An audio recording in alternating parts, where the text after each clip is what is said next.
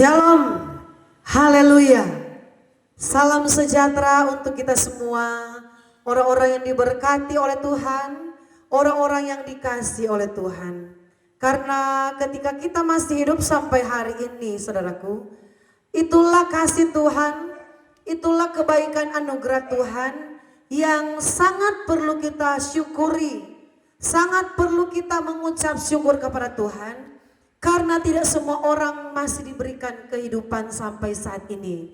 Jadi kalau saudara saya masih diberikan kehidupan sampai hari ini, kita sangat bersyukur kepada Tuhan.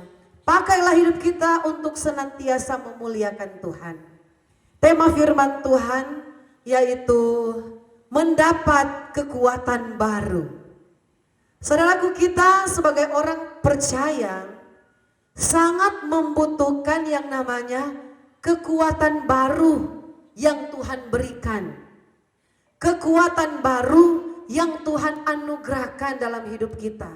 Di dalam pengiringan kita kepada Tuhan, kita sangat memerlukan, kita sangat membutuhkan kekuatan baru yang Tuhan berikan di dalam hidup kita. Bukan kekuatan untuk memperoleh kekayaan, kekuatan untuk bekerja, tetapi kekuatan baru di dalam jiwa kita untuk kita mampu menjalani dunia ini, menjalani kehidupan yang penuh dengan tantangan.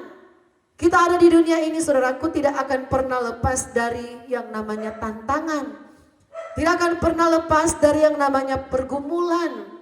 Sebab itu kita memerlukan yang namanya kekuatan baru yang Tuhan akan anugerahkan kepada orang-orang percaya. Bagaimana kita akan mendapatkan kekuatan baru dari Tuhan? Caranya, saudaraku, kita akan baca ayat firman Tuhan di dalam kitab Yesaya 40. Saya akan baca bagi kita semua, yang akan menjadi ayat kita akan mendasari khotbah di hari ini. Yesaya 40 ayat yang ke-31. Saya baca bagi kita semua. Tetapi orang-orang yang menanti-nantikan Tuhan mendapat kekuatan baru. Mereka seumpama raja wali yang naik terbang dengan kekuatan sayapnya. Mereka berlari dan tidak menjadi lesu. Mereka berjalan dan tidak menjadi lelah. Saudaraku, kekuatan baru yang akan Tuhan berikan bagi kita orang percaya, itu kita akan dapat dari Tuhan. Kita akan menerima itu dari Tuhan ketika kita dikatakan sebagai atau seperti orang-orang yang menanti-nantikan Tuhan. Jadi hanya orang-orang yang menanti-nantikan Tuhan yang akan mendapat kekuatan baru. Saudaraku, kita butuh kekuatan baru dari Tuhan. Karena apa? Kalau tidak ada kekuatan baru dari Tuhan, kita tidak bisa menjalani kehidupan ini yang penuh dengan masalah, yang penuh dengan tantangan. Kita diperhadapkan dengan tantangan yang kadangkala silih berganti datang dalam hidup kita. Mengapa banyak orang putus asa menghadapi pergumulan dia? Mengapa ada banyak orang sampai mau bunuh diri menghadapi beban dan masalah yang dia alami? Karena apa? Karena tidak ada kekuatan baru yang Tuhan berikan.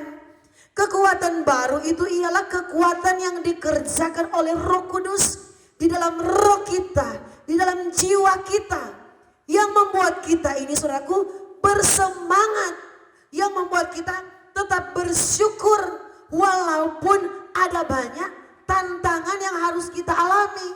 Itulah kekuatan baru yang dikerjakan oleh Roh Kudus, yang dikerjakan oleh Tuhan bagi kita orang-orang yang menanti-nantikan Tuhan.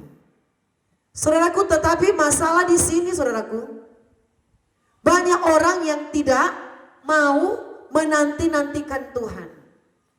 Orang yang menanti-nantikan Tuhan ialah orang yang selalu standby, duduk di kaki Tuhan. Orang yang selalu siap menunggu kehadiran Tuhan, saudaraku. Orang yang menanti-nantikan Tuhan, orang yang tidak mau melewatkan jam-jam ibadah. Itulah orang-orang yang menanti-nantikan Tuhan. Orang-orang yang menanti-nantikan Tuhan, orang-orang yang tidak mau terlambat datang di ibadah. Karena apa? Bukan dia yang menanti Tuhan, saudaraku, tetapi banyak orang Kristen sekarang, Tuhan yang menanti dia, saudaraku. Bukan kita orang percaya yang menanti-nantikan Tuhan, tetapi Tuhan yang menanti-nantikan kita. Kenapa? Banyak orang Kristen untuk beribadah, dia datang terlambat. Berarti saudaraku, Tuhan so ada dulu di gereja istilahnya, saudaraku, kalau kita berpikir gampangnya. Tuhan so hadir dulu baru dia datang, saudaraku. Jadi bukan lagi dia yang mau tunggu Tuhan datang, saudaraku, Tuhan hadir di gereja ibadah. Tuhan yang tunggu dia karena dia datang terlambat, saudaraku. Ini pengertian yang simple, pemikiran yang gampang untuk kita cerna. Banyak orang Kristen seperti itu. Bahkan saya melihat ada pelayan-pelayan altar yang kami layani dalam jemaat, saudaraku. Kami sudah mengumumkan ibadah jam 5, saudaraku. Ibadah kami banyak kali, saudaraku, dan rata-rata kami tidak mau mulai itu terlalu molor yang lama. Jadi saudaraku, kalau sudah ada jemaat yang datang, kadangkala belum jam 5, masih lagi 5 jam 5, saudaraku, lagi 5 menit. Ibadah raya kedua, ibadah sore, saudaraku. Kami sudah mulai, karena kami, saudaraku, tidak mau memberikan yang asal-asalan untuk Tuhan. Tunggu jemaat sudah banyak dulu, saudaraku, bangku-bangku sudah penuh baru ibadah dimulai. Tidak seperti itu. Tetapi seberapa jemaat yang sudah hadir, walaupun masih banyak yang belum datang, kami mau belajar disiplin dengan Tuhan, supaya saudaraku berkat yang Tuhan berikan juga kepada kami tidak akan terlambat. Karena kami belajar tidak mau terlambat dengan Tuhan. Saudaraku, jadi minggu lalu kejadiannya saya katakan agak lucu ya. Jadi kami mulainya ibadah tepat waktu. Sudah puji-pujian sudah selesai, kesaksian sudah selesai, khotbah sudah selesai, persembahan sudah selesai, pengumuman, sudah doa tutup, saudaraku. Jadi kami sudah mau pulang, ibadah sudah selesai doa tutup, sudah berjabat tangan, semua yang hadir, kami sudah ada di mobil dan pulang. Ketika mobil kami baru keluar dari area gereja, saudaraku, baru sekitar 5-6 meter, muncul, saudaraku, satu mobil yang baru datang. Mereka adalah jemaat Tuhan dan mereka adalah pelayan Tuhan. Mereka datang, saudaraku, kami keluar dari parkiran, mereka datang dari arah jalan masuk ke gereja. Datang terlambat, saudaraku. Datang ibadah sudah selesai. Padahal jarak dari tempat ibadah dan rumah mereka tidak jauh. Jadi saudaraku, bagaimana orang Kristen yang model begini? Kita yang menanti-nantikan Tuhan, orang percaya yang menanti-nantikan Tuhan, atau Tuhan yang tunggu kita, saudaraku? Atau Tuhan yang menanti-nantikan kehadiran kita, saudaraku? Saudaraku, banyak kali, saudaraku, kita kalau dalam bekerja, kalau kita mencari nafkah, kita berusaha bangun pagi, amin. Banyak orang bangun masih gelap-gelap, masih subuh. Dia sudah mempersiapkan diri untuk bekerja. Supaya apa? Jangan sampai terlambat kerja. Supaya apa? Supaya uang lancar. Kerja dengan maksimal. Tetapi banyak orang Kristen tidak belajar mempersembahkan yang baik bagi Tuhan. Yang terbaik bagi Tuhan. Mau ibadah tidak ada persiapan, saudaraku. Mau mencari Tuhan tidak ada persiapan. Saya percaya kalau kita datang terlambat, dan banyak kali kita terlambat, berarti kita sudah membiasakan diri, tidak ada persiapan mencari Tuhan. Saudaraku, bagaimana kekuatan baru akan Tuhan anugerahkan dalam hidup kita? Kalau kita, saudaraku, tidak terbiasa memberikan yang terbaik bagi Tuhan, lewat persembahkan tubuh kita kepada Tuhan, usahakanlah jangan datang terlambat, saudaraku.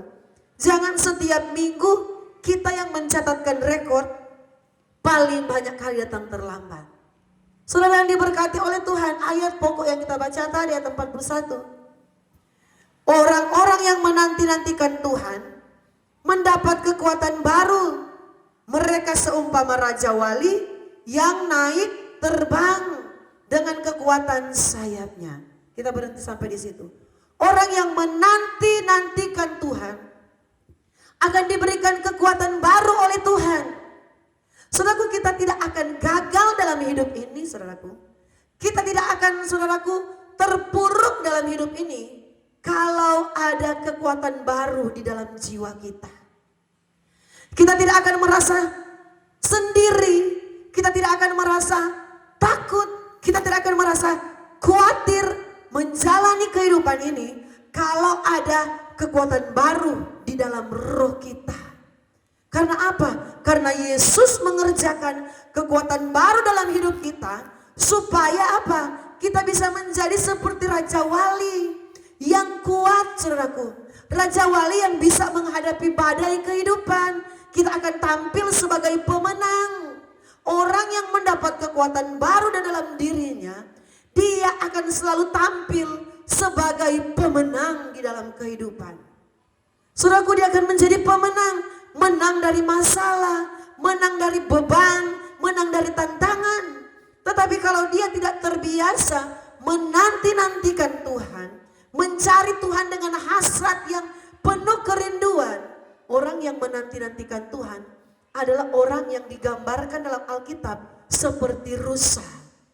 Seperti rusa yang haus, rindu aliran sungaimu, hatiku tak tahan menunggumu.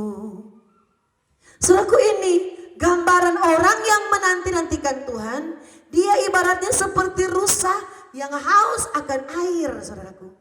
Dia menanti, dia menunggu, dia berusaha mencari Tuhan dengan memberikan waktu yang terbaik bagi Tuhan, saudaraku.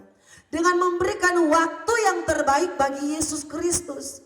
Dia nggak akan suka terlambat-terlambat, saudaraku.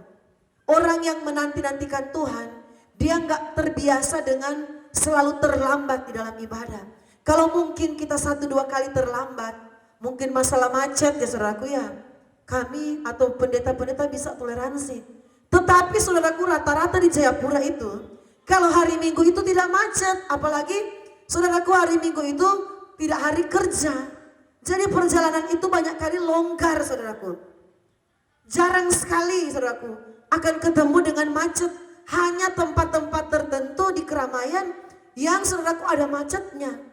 Jadi saudaraku, kalau kita terlambat, saudaraku, karena saudaraku kelalaian kita tidak mempersiapkan diri untuk mencari Tuhan, kita tidak akan mendapat kekuatan baru dari Tuhan. Orang yang mendapat kekuatan baru dari Tuhan, dia juga akan mendapatkan berkat dari Tuhan. Amin. Karena Tuhan tahu orang yang benar-benar menanti-nantikan dia, orang yang benar-benar tidak mau melewatkan jam ibadah, saudaraku. Saya melihat, saudaraku, banyak orang Kristen kalau tidak ditegur oleh Tuhan, mereka menganggap enteng itu jam ibadah. Saya perhatikan, saudaraku, ada beberapa jemaat Tuhan yang saya lihat Natal tanggal 25 Desember tidak beribadah. Saya berpikir, oh mungkin hari tahun baru mereka akan beribadah tanggal 1 Januari. Saudaraku, tanggal 1 Januari saya perhatikan lagi tidak beribadah. Sampai saudaraku, saya sendiri merinding. Orang Kristen model begini, bagaimana Tuhan mau berkati? Orang Kristen macam begini, bagaimana kita mau meminta berkat Tuhan? Hari terpenting yang hanya terjadi 1 tahun 1 kali, kita tidak beribadah dan mencari Tuhan, saudaraku. Walaupun dalam keadaan yang sehat-sehat, kita dalam keadaan sehat, kita kuat, tapi tidak mau mencari Tuhan. Saudaraku, orang yang menanti-nantikan Tuhan, pribadinya selalu haus akan Tuhan. Orang yang menanti-nantikan Tuhan, ibaratnya pribadinya selalu merindukan Tuhan. Hasrat yang ada di dalam dirinya terlalu besar untuk berjumpa dengan Tuhan, untuk merasakan kehadiran Tuhan, saudaraku. Seperti rusa. Rusa, saudaraku, kalau dia haus, dia tidak akan peduli.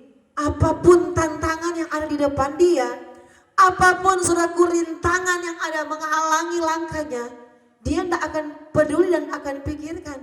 Dia jalan terus, dia lari sekencang-kencangnya, saudaraku, untuk menggapai tujuannya, yaitu mendapatkan air. Saudaraku, orang Kristen Ada tantangan sedikit saja di depan mata, dia sudah mundur.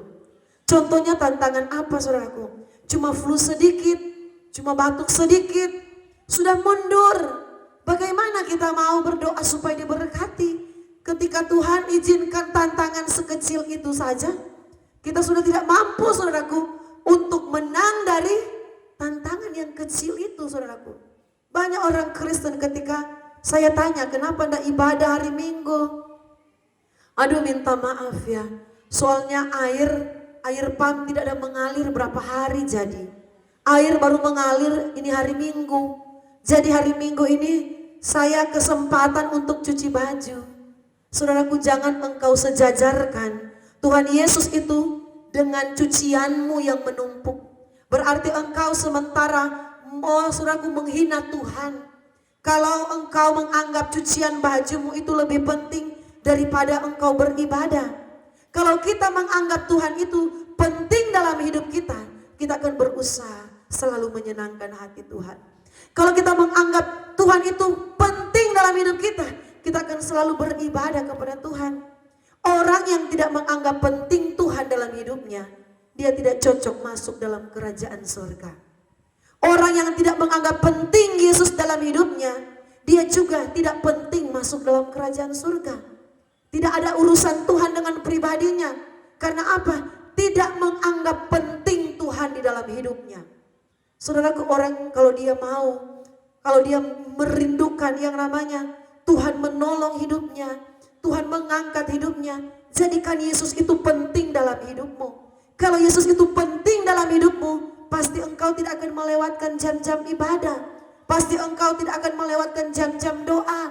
Tetapi karena Yesus tidak penting dalam hidupmu saudaraku, Yesus tidak menjadi sesuatu yang kita butuhkan dalam hidup kita. Jadi ibadah atau tidak ibadah itu sah-sah saja bagi orang yang tidak merasa penting Tuhan di dalam hidupnya. Saudaraku, Tuhan berkata lewat ayat yang kita baca tadi, orang yang menanti-nantikan Tuhan mendapat kekuatan baru, mereka seumpama raja wali yang naik terbang.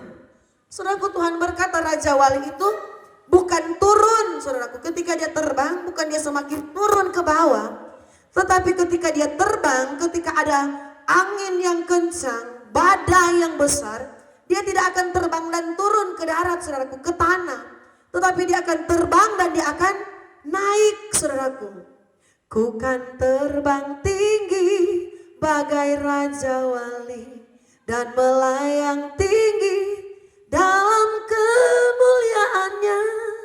Biar bumi bergoncang dan badai menerpa, ku kan terbang tinggi bersama dia. Saudaraku, biarpun badai menerpa, biarpun tantangan ada dalam hidup kita, tetapi orang yang menanti-nantikan Tuhan, dia akan terbang tinggi dalam kemuliaannya Tuhan. Jadi orang yang selalu menanti-nantikan Tuhan, yang menganggap Tuhan itu penting dalam hidupnya, yang tidak mau lepas dari Tuhan, selalu mau dekat dengan Tuhan, kekuatan baru Tuhan akan berikan dalam hidupnya. Dia akan seperti raja wali yang naik terbang tinggi mengatasi badai kehidupannya. Banyak kali orang Kristen tidak mampu mengatasi badai kehidupan. Kita gagal di tengah pengiringan kita kepada Tuhan. Kita menjadi lemah, kita menjadi putus asa, tidak berdaya. Oleh karena apa? Oleh karena kita jauh dari Tuhan. Oleh karena kita tidak mau mencari Tuhan. Oleh karena kita tidak mau menanti-nantikan Tuhan. Orang yang menanti-nantikan Tuhan bukan hanya sekedar mencari Tuhan, tetapi saudaraku, ada satu kerinduan yang besar di dalam dirinya untuk merasakan hadirat Tuhan. Saudaraku, banyak kali ketika kami Beston, kami doa dan penyembahan dengan Tuhan. Ketika saya mengangkat puji-pujian penyembahan dan masuk dalam penyembahan, saya selalu berkata, Tuhan, saya rindu mengalami hadirat-Mu dalam penyembahan ini. Saya rindu merasakan kuasa Tuhan mengalir dalam hidup saya. Jamahan Tuhan terjadi dalam hidup saya. Saudaraku, saya ingin saudaraku mengalami kehadiran Tuhan di dalam hidup saya. Hadirat Tuhan yang kudus, yang suci itu memenuhi hidup saya, mengubahkan hidup saya. Saudaraku, kalau kita belajar menanti-nantikan Tuhan, kita akan menjadi orang Kristen yang kuat. Amin. Raja Wali ini adalah, saudaraku, gambaran kekristenan yang kuat imannya, saudaraku. Tetapi kalau kita tidak mau menanti-nantikan Tuhan, kita tidak menganggap penting ibadah-ibadah, kita menganggap ibadah-ibadah itu hal biasa, itu adalah satu kebiasaan semata-mata, saudaraku, kita tidak akan menjadi orang Kristen yang kuat di dalam keadaan. Tetapi kita akan menjadi orang Kristen yang lemah, yang lembek, saudara. Apa-apa tersinggung, apa-apa meraju, apa-apa meninggalkan Tuhan, saudaraku. Apa-apa mempersalahkan istri, apa-apa mempersalahkan suami, mempersalahkan Tuhan. Karena menjadi orang Kristen yang lembek, saudaraku. Bukan menjadi orang Kristen yang kuat, karena tidak ada kekuatan baru yang Tuhan anugerahkan dalam hidupnya. Saudara yang diberkati oleh Tuhan, kita butuh kekuatan baru dari Tuhan. Kekuatan yang membuat rohani, spirit kita berkobar-kobar untuk melayani Tuhan. Kita butuh kekuatan baru, spirit Roh Kudus yang membuat kita bersemangat untuk mencari Tuhan. Sebab itu Tuhan berkata, ingat suatu saat akan terjadi di mana orang akan mengembara timur ke barat, utara ke selatan. Karena Tuhan akan mengirimkan kelaparan atas dunia ini. Bukan lapar karena perlu makanan, minuman, haus akan minuman. Tetapi karena mencari firman Tuhan. Karena apa? Di hari-hari ini banyak orang Kristen tidak lapar lagi dengan firman Tuhan. Coba lihat, saudaraku. Banyak saudara gereja-gereja sekarang orang yang beribadah kurang. Karena apa? Rasa lapar untuk mencari Tuhan itu sudah mulai tidak ada lagi dari kekristenan di hari-hari ini. Rasa haus untuk berjumpa dengan Tuhan sudah tidak ada lagi yang dirasakan oleh orang-orang Kristen di hari-hari ini, saudaraku. Semuanya hanya terjadi sekedar. Banyak yang hanya sekedar, saudaraku. Justru yang saya lihat orang yang baru bertobat, orang yang dulunya dia kepercayaan yang lain, dari Muslim, dari Hindu, dari Buddha yang baru percaya Tuhan. Justru mereka yang berkobar-kobar untuk mencari Tuhan, saudaraku. Saya lihat di hari-hari ini. Orang yang baru kenal Tuhan, orang yang baru, saudaraku, percaya Yesus. Justru api mereka, roh mereka bersemangat menyala-nyala untuk mencari Tuhan. Untuk menyenangkan Tuhan.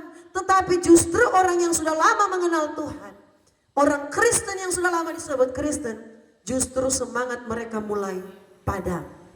Semangat mereka mulai kendor. Mereka mulai acuh tak acuh dengan Tuhan.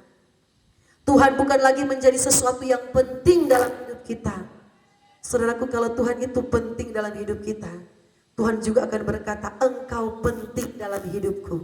Kalau kita berkata, Tuhan engkau sangat spesial bagiku, Tuhan akan berkata, engkau juga spesial di pemandangan Tuhan. Kalau kita membuat Tuhan itu penting dalam hidup kita, Tuhan tidak akan membiarkan dalam segala keadaan yang kita alami. Tuhan tidak akan meninggalkan kita. Tuhan akan mengadakan segala yang kita perlukan. Karena apa? Tuhan itu menjadi penting dalam hidup kita. Banyak orang bukan Tuhan yang menjadi penting, tetapi berkat Tuhan yang menjadi penting, saudaraku. Salah. Kita tempatkan Tuhan itu menjadi penting dalam hidup kita, maka berkatnya akan tercurah atas hidup kita. Tetapi banyak orang mengejar dulu berkat itu, saudaraku. Mengejar dulu kekayaan, mengejar hal-hal dunia, baru mereka mau mengejar Tuhan. Saudaraku, kita perhatikan ayat selanjutnya. Mereka seumpama raja wali yang naik terbang dengan kekuatan sayapnya. Mereka berlari dan tidak menjadi lesu. Mereka berjalan dan tidak menjadi lelah. Firman berkata, saudaraku, mereka berlari dan tidak menjadi lesu, saudaraku. Mereka berjalan dan tidak menjadi lelah. Jadi kekristenan kita tidak akan pernah kata lelah. Tidak ada kata lelah dalam mengiring Tuhan. Kalau kita selalu suka ada di rumah Tuhan. Ku ingin selalu bersekutu denganmu, menikmati hadiratmu, biarkan rohmu tinggal dalam hidupku, sungguh indah bersamamu. selamanya. Kalau kita membuat Yesus itu adalah satu kerinduan yang terdalam dalam hidup kita, kita benar-benar merindukan Tuhan, kita benar-benar mau menanti-nantikan kehadiran Tuhan, kita akan berlari dan tidak akan menjadi lelah. Kita akan berjalan dan tidak akan menjadi lesu. Karena apa? Selalu ada kekuatan baru di dalam hidup kita. Walaupun badai, walaupun tantangan, walaupun pergumulan, tetapi kita tetap tersenyum di dalam Tuhan. Saudaraku, kami alami di hari-hari ini saudaraku, Tuhan izinkan ada satu kesulitan hidup yang harus kami alami. Walaupun kami tidak jelaskan kesulitan hidup seperti apa yang kami alami saat-saat ini. Tetapi setiap saat ketika kami Beston berdoa menyembah Tuhan, kami selalu belajar untuk bersyukur dalam segala keadaan yang Tuhan izinkan untuk kami alami. Walaupun kami belum melihat jawaban Tuhan dalam pergumulan yang kami hadapi hari-hari ini. Walaupun kami belum melihat bagaimana Tuhan menolong kesulitan yang kami hadapi di hari-hari ini, saudaraku. Tetapi tidak membuat kami untuk mempersalahkan Tuhan. Tidak membuat kami hilang sukacita. Tidak membuat kami tidak ada lagi semangat. Tetapi setiap hari yang kami lalui, kami cuma berkata, bersyukur selalu kepada Tuhan. Bersyukur saja kepada Tuhan. Karena apa? Ada kekuatan baru yang Tuhan berikan. Ada satu-satu pengharapan yang Tuhan berikan. Kami cuma punya pengharapan seperti ini. Tuhan, Engkau tidak akan meninggalkan kami. Ketika saya berbicara dengan Bapak Gembala, suami saya cuma berkata, kami berkata, sebelum kami pun mengeluarkan perkataan kami, Tuhan sudah tahu apa yang ada di hati kami, apa yang ada di pikiran kami, apa yang kami rindukan di hari-hari ini. Tuhan, Engkau sudah tahu. Jadi kami punya satu pengharapan, Tuhan itu Tuhan yang tidak pernah meninggalkan kami. Ketika kami belajar mengasihi Tuhan dengan setulusnya, kami belajar memberikan yang terbaik bagi Tuhan, Tuhan itu menjadi yang terpenting dalam hidup kami. Kami harus selalu menyenangkan Tuhan lewat hidup kami. Kami harus selalu memuliakan Tuhan lewat mulut kami, saudaraku. Dan kami yakin Tuhan tidak akan pernah meninggalkan kami. Mari belajar menanti-nantikan Tuhan. Lakukan yang terbaik bagi Tuhan. Biarlah Tuhan itu menjadi pusat kerinduan kita. Kita merindukan Tuhan dalam kehidupan kita. Kita lapar akan Tuhan. Kita haus akan Tuhan, saudaraku. Maka hidup kita akan dipuaskan. Jiwa kita akan mendapat ketenangan. Keberkatan yang dicari oleh dunia ini akan diberikan Tuhan dalam hidup kita. Apa yang dicari oleh bangsa-bangsa, Tuhan akan berikan dalam hidup kita. Yaitu segala yang kita perlukan. Asalkan jadikan Tuhan pribadi yang sangat kita butuhkan. Pribadi yang sangat kita rindukan. Pribadi yang sangat penting dalam hidup kita. Supaya Tuhan menyatakan kekuatan baru yang luar biasa akan selalu melimpah dalam kehidupan kita. Kita akan selalu berkemenangan di dalam Tuhan. Karena Yesus Kristus yang memberikan kekuatan yang sempurna. Kekuatan yang sejati dalam kehidupan kita. Mari saya rindu berdoa untuk kita semua. Terima kasih banyak ya Tuhan. Biarlah kami selalu menanti-nantikan Tuhan. Kami menjadikan Engkau sebagai Tuhan. Tuhan satu-satunya yang terpenting. Yang kami rindukan. Engkau yang selalu kami muliakan. Engkau yang selalu kami agungkan dalam seluruh kehidupan kami. Tuhan, bawalah hidup kami selalu melekat dengan Tuhan. Bawalah kami selalu memuliakan-Mu. Bawalah kami selalu menyenangkan-Mu Tuhan. Kami percaya Engkau yang akan menolong kami. Dia akan memberkati kehidupan kami. Berkati semua pemirsa di rumah yang sudah menyaksikan siaran khotbah kami. Bahkan Tuhan yang sudah menonton khotbah ini sampai habis. Doa kami, Tuhan memberkati dengan berkat berlimpah. Terutama kekuatan kesehatan Tuhan anugerahkan bagi kami. Yang sudah like, yang sudah subscribe channel YouTube kami ini. Mari Tuhan memberkati. Mari Tuhan menyatakan kuasa-Mu, keberkatan-Mu yang ajaib menjadi bagian semua pemirsa di rumah. Dalam nama Tuhan Yesus kami sudah berdoa. Haleluya. Amin.